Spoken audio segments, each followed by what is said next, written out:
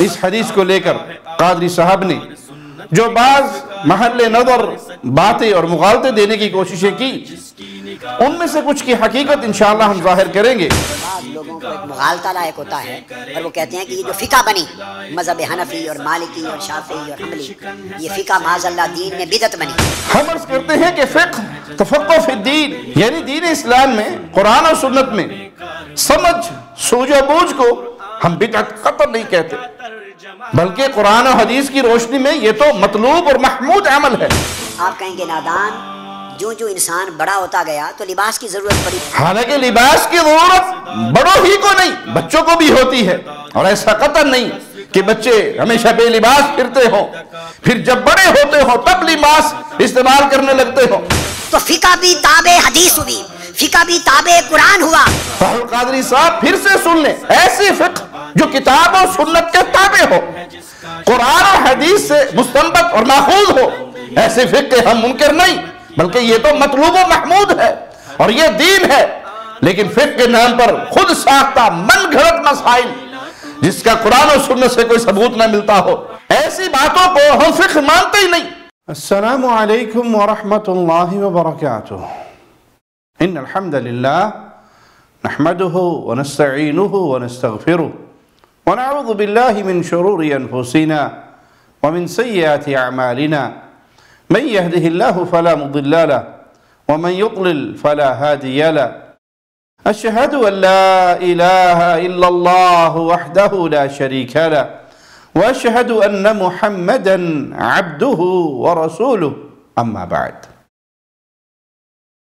Doctor Tahir al-Qadri صاحب نے اپنے اس دورہ صحیح بخاری میں حدیث نمبر 16 کے بعد حدیث نمبر 50 پہ گفتگو فرمائی۔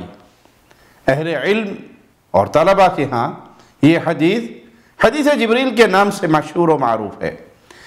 کئی اہل علم نے اس حدیث کی شرح و تفسیر میں مستقل کتابیں بھی تالیف فرمائی ہیں، جیسے کہ شیخ الاسلام ابن تیمیہ رحمہ اللہ، شیخ محمد بن صالح العثیمین رحمہ اللہ، شیخ محسن بن محمد العباد حفظہ اللہ، شیخ صالح الفوزان حفظہ اللہ۔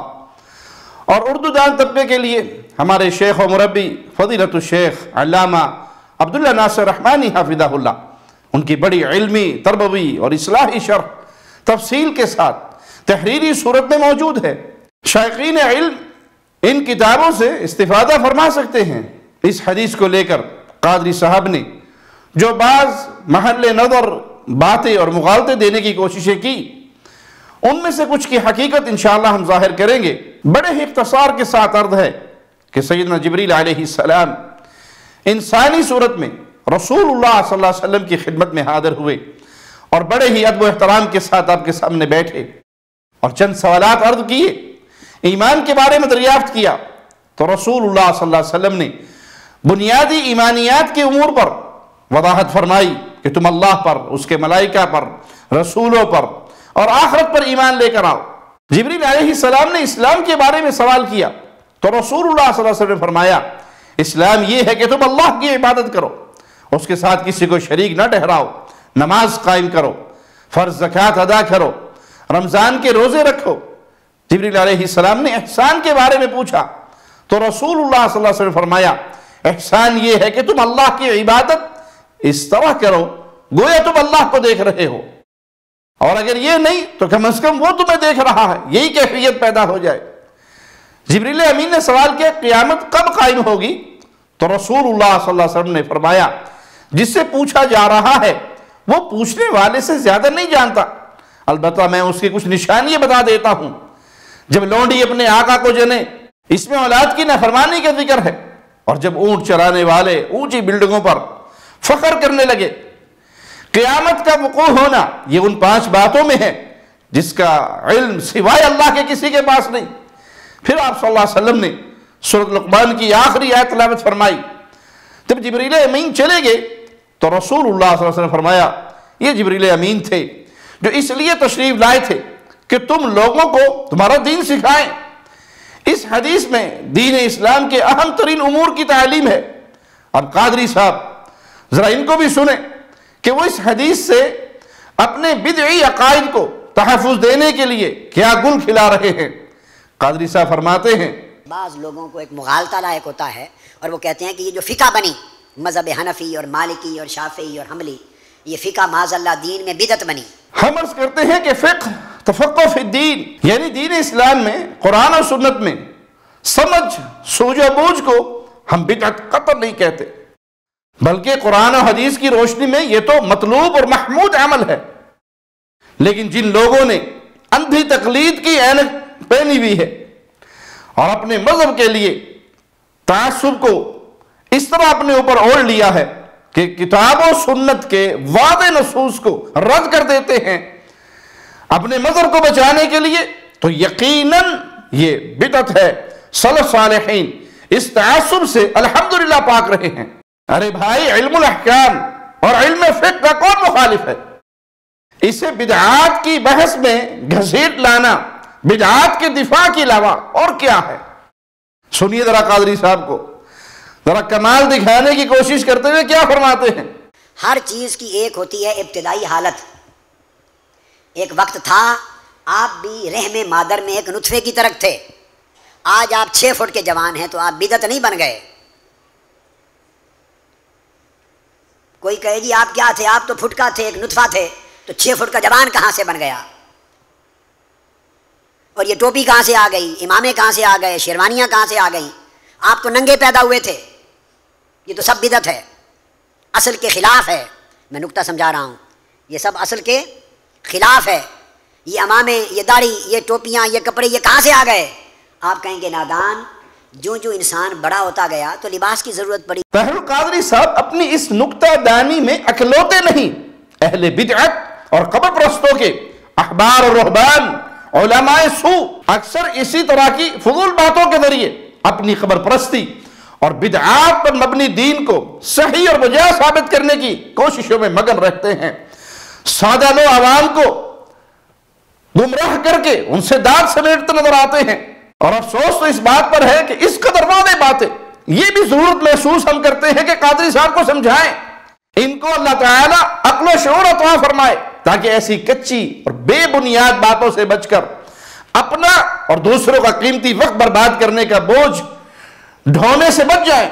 ہم ایسے تمام اہل بدعت کو یہ دعوت دیتے ہیں کہ انسان کو سوچنا چاہیے کہ انسان کی ابتدا جو نطفے سے ہوتی ہے، پھر لوتھڑا بنتا ہے، پھر ہڈیاں، پھر اس پہ گوشت، شکل و صورت اور مکمل بچہ۔ یہ تو نظام ہے اللہ رب العالمین کا۔ تو یہ نظام اللہ رب العالمین کا ہے یا یہ سب کچھ ان لوگوں کے خیال سے کوئی بندہ سر انجام دے رہا ہے؟ اور ان تمام امور کا ذکر قرآن مجید کی واضح نصوص میں موجود ہے، اور بار بار قرآن حکیم اس بات کو دہراتا ہے۔ سورۃ الکہف کی آیت نمبر 37 دیکھ لیں، سورۃ الحج کی آیت نمبر 5 دیکھ لیں، یا ایھا الناس ان کنتم فی ریب من البعث، اے لوگو اگر تم دوبارہ اٹھائے جانے کے بارے میں کسی شک میں ہو، فَإِنَّا خَلَقْنَاكُم مِّن تُرَابٍ ثُمَّ مِن نُطْفَةٍ ثُمَّ مِنْ عَلَقَةٍ ثُمَّ مِن مُضْغَةٍ مُخَلَّقَةٍ وَغَيْرِ مُخَلَّقَةٍ لِنُبَيِّنَ لَكُمْ، تو بے شک ہم نے تمہیں مٹی سے پیدا کیا، پھر نطفے سے، پھر کچھ جمے ہوئے خون سے، پھر گوشت کی ایک بوٹی سے جس کی پوری شکل بنائی ہوئی ہے اور جس کی پوری شکل نہیں بنائی ہوئی، تاکہ ہم تمہارے لیے وعدہ کریں مَنُقِرُّ فِي الْأَرْحَامِ مَا نَشَاءُ إِلَىٰ أَجَلٍ مُّسَمًّى، اور پھر ہم جسے چاہتے ہیں ایک مقرر مدت تک رحموں میں ٹھہرائے رکھتے ہیں۔ ثُمَّ نُخْرِجُكُمْ طِفْلًا ثُمَّ لِتَبْلُغُوا أَشُدَّكُمْ، پھر ہم تمہیں بچے کی صورت میں پیدا کرتے ہیں، پھر تاکہ تم اپنی جوانی کو پہنچو۔ پھر کوئی نوجوانی میں فوت ہو جاتا ہے، کوئی بڑی عمر تک پہنچتا ہے۔ آیت سے بلکہ دیگر آیات سے بھی یہ امر واضح ہے کہ نطفے سے بچہ، بچے سے جوان اور پھر بوڑھا، یہ سب مراحل سے انسان کو اللہ ہی گزار رہا ہے۔ یہ انسانوں کا عمل ہی نہیں کہ جس پر بدعت کا اطلاق ہو یا کوئی بدعتی اپنی عادت سے مجبور ہو کر خلط مبحث کا شکار ہو کر اس بات کو بدعت کی بحث میں کھینچ لائے۔ ایسی قابلیت والے بھی مریدوں کے ہاں شیخ الاسلام کہلائے جاتے ہیں۔ سبحان اللہ۔ اللہ کے بندو، ہم یا آپ اپنی مرضی سے بچے پیدا ہو کر دھیرے دھیرے بڑھتے پھلتے پھولتے جوان ہوتے پھر بوڑھے ہوتے، مرتے جیتے تو پھر تمہارا سوال بھی بنتا، لیکن جب یہ سارا معاملہ میرے مالک و خالق کا ہے تو اس کو بدعت کی بحث میں لانا عقل سے پیدل ہونے کا ثبوت دیتا ہے۔ پھر آگے جو لباس کی بات کی تو وہ بھی خوب کی، حالانکہ لباس کا ذکر قرآن مجید کی واضح آیات میں ہے، اور کتب احادیث میں تو باقاعدہ کتب مختص ہے، کتاب اللباس کے عنوان سے احکام ہے، بھلا اس کا بدعت سے کیا تعلق؟ اور یہ بات قادری صاحب کی بڑی ہی مضحکہ خیز ہے۔ آپ کہیں گے نادان، جو انسان بڑا ہوتا گیا تو لباس کی ضرورت پڑی، حالانکہ لباس کی ضرورت بڑوں ہی کو نہیں، بچوں کو بھی ہوتی ہے، اور ایسا قطعاً نہیں کہ بچے ہمیشہ بے لباس پھرتے ہوں، پھر جب بڑے ہوتے ہوں تب لباس استعمال کرنے لگتے ہوں۔ سورۃ الاعراف آیت نمبر 26 کو غور سے سنیے، مولا فرماتا ہے یا بنی آدم قد انزلنا علیکم لباسا، قد انزلنا علیکم لباسا یواری سوآتکم وریشا، اے اولاد آدم ہم نے تمہارے لیے لباس اتارا جو تمہاری شرمگاہوں کو چھپائے اور تمہیں زینت دے۔ سورۃ النحل آیت نمبر 81 کو سنیے، مالک فرماتا ہے وَجَعَلَ لَكُمْ سَرَابِيلَ تَقِيكُمُ الْحَرَّ وَسَرَابِيلَ تَقِيكُمْ بَأْسَكُمْ، اور اللہ نے تمہارے لیے کچھ قمیصیں بنائی جو تمہیں گرمی سے بچاتی ہیں، اور کچھ قمیصیں جو تمہیں لڑائی میں بچاتی ہیں۔ قرآن مجید میں عام و خاص لباس کا واضح ذکر ہے، لیکن بدعات کی محبت میں غرق یہ بدعتی لوگ اپنی بدعات کو بچانے کی فکر میں لباس کے معاملے کو بھی بدعت ثابت کرنے کے در پہ ہو گئے، حالانکہ ان میں سے کچھ بھی اصل کے خلاف نہیں۔ قادری صاحب کی فضول گپ ہے کہ ان امور کو اصل کے خلاف بتا کر بدعت کو دین بنانا چاہ رہے ہیں۔ قادری صاحب دوبارہ فقہ کی طرف لوٹتے ہوئے فرماتے ہیں سو فقہ، نماز کا حکم آ گیا تو نماز آقا علیہ السلام ہی کا جواب تھا مل اسلام ان تقیم الصلاۃ، نماز قائم کرو۔ اب خبر نہ تھی کہ نماز قائم کیسے کریں، صحابہ کرام نے پوچھا، حضور نے فرمایا سلو کما رأیتمون اصلی، دیکھو مجھے جیسے میں پڑھتا ہوں ایسے کرتے چلے جاؤ، یہ نماز ہے۔ اب دیکھا پڑھتے چلے گئے نماز ہے، پر لوگوں انہوں نے دیکھا جو حضور کے ساتھ مدینہ میں تھے، جو بصرہ میں تھے انہوں نے نہ دیکھا، انہوں نے وہاں پوچھا نماز کیسے پڑھیں، تو جو مدینہ سے دیکھ کر آئے تھے انہوں نے روایت کیا رأیت رسول اللہ صلی اللہ علیہ وآلہ وسلم کان یصلی ہکذا، جب انہوں نے بیان کیا نماز اس طرح پڑھتے تھے تو وہ روایت بن گئی۔ تو کیا روایت کو بدعت کہیں گے؟ نہیں، یہ تابع حکم ہے۔ حضور نے فرمایا بلغوا انی ولو آیا فلیبلغ الشاہد الغائب، جو مجھے دیکھ رہا ہے سن رہا ہے وہ ان تک میری بات پہنچا دے جنہوں نے نہیں سنی۔ پھر اگلے مسائل پیدا ہوئے، ایک شخص نماز پڑھنے لگا، وہ تیسری رکعت میں بھول گیا کہ 4 پڑھی ہیں کہ 3، اب اس نے پوچھا آ کے کہ یہ میں بھول گیا اب کیا کروں؟ انہوں نے حدیث اور سنت کی روشنی میں بتایا یوں کرو، جو مسائل پیدا ہوتے گئے، سوالات کیے جانے لگے، اہل علم جواب دیتے رہے، وہی جواب جب جمع ہوئے اس کا نام فقہ ہو گیا، اس کا نام فقہ ہو گیا۔ تو فقہ بھی تابع حدیث ہوئی، فقہ بھی تابع قرآن ہوا، فقہ بھی دراصل آقا علیہ السلام کے فرمان کی تفسیرات کا نام ہے احکام شریعت میں، تو فقہ عین دین ہوا، بدعت نہ ہوئی۔ قادری صاحب نے مسلمہ باتوں کے ثبوت میں بے وجہ خود کو تھکایا۔ رسول اللہ صلی اللہ علیہ وسلم کے فرامین و سنت کو روایت کرنا بھلا بدعت کیسے ہو سکتی ہے؟ قادری صاحب نے خود صحیح بخاری کی حدیث نمبر 3461 پڑھ کر سنائی کہ رسول اللہ صلی اللہ علیہ وسلم نے یہ حکم دیا کہ بلغوا عنی ولو آیہ، پہنچا دو میری طرف سے خواہ وہ ایک آیت ہی ہو۔ پھر قادری صاحب نے جو دوسری حدیث سنائی صحیح بخاری حدیث نمبر 104، رسول اللہ صلی اللہ علیہ وسلم نے خطبہ دیا اور پھر حکم دیتے ہوئے ارشاد فرمایا وَلْيُبَلِّغِ الشَّاهِدُ الْغَائِبِ، جو شخص موجود ہے وہ غائب تک بات پہنچا دے۔ دینی احکام بیان فرمانے کے بعد رسول اللہ صلی اللہ علیہ وسلم نے اس مقام پر موجود لوگوں کو یہ حکم دیا کہ تم نے یہ احکام ان لوگوں تک پہنچانے ہیں جو یہاں موجود نہیں، اسی کا نام روایت ہے۔ نبی کریم صلی اللہ علیہ وسلم نے قرآن و حدیث کے تعلیم و تعلم اور آگے تک پہنچانے کا صرف حکم ہی نہیں دیا بلکہ آپ نے ان امور کے فوائد اور ثمرات بھی بیان فرمائے۔ اس حوالے سے کتب احادیث میں کتاب العلم اس میں ایک دو حدیثیں نہیں، کئی حدیث موجود ہیں. جیسے صحیح بخاری حدیث نمبر 5027 سیدنا عثمان بن عفان روایت کرتے ہیں کہ رسول اللہ صلی اللہ علیہ وسلم فرمایا خیرکم من تعلم القرآن وعلمہ، تم میں سب سے بہترین افراد وہ ہے جو قرآن سیکھے اور سکھائے. یہ قرآن مجید کے سیکھنے سکھانے کی بہترین فضیلت ہے.